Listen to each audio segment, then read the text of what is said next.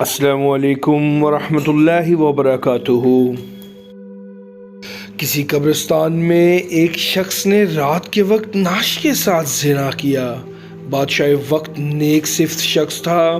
اس کے خواب میں ایک سفید پوش آدمی آیا اور اسے کہا کہ فلاں مقام پر فلاں شخص اس گناہ کا مرتکب ہوا ہے، اور اسے حکم دیا کہ اس زانی کو فوراً بادشاہی دربار میں لا کر اسے مشیر خاص کے عہدے پر مقرر کیا جائے۔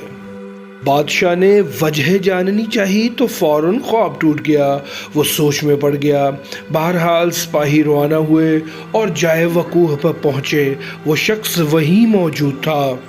سپاہیوں کو دیکھ کر وہ بوکھلا گیا اور اسے یقین ہو گیا کہ اس کی موت کا وقت آن پہنچا ہے۔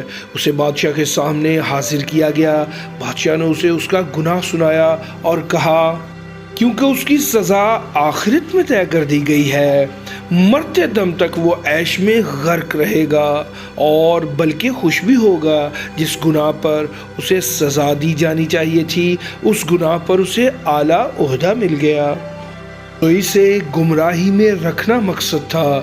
ابو اٹھے، میرے سر پر ہاتھ رکھا اور کہا جب گناہوں پر آسانی ملنے لگے تو سمجھ لینا آخرت خراب ہو گئی اور توبہ کے دروازے بند کر دیے گئے تم پر۔ سن کر حیران رہ گیا۔ اپنے گریبان میں اور آس پاس نگاہ دوڑائی۔ کیا آج ایسا نہیں ہے؟ بار بار گناہوں کا موقع ملتا ہے ہمیں، اور کتنی آسانی سے ملتا ہے، اور کوئی پکڑ نہیں ہوتی ہماری۔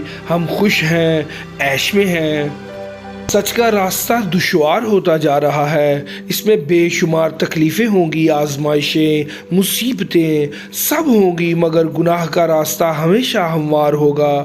خدا ہم سب کو ہدایت دے، آمین۔ آئیں اپنی اصلاح کریں۔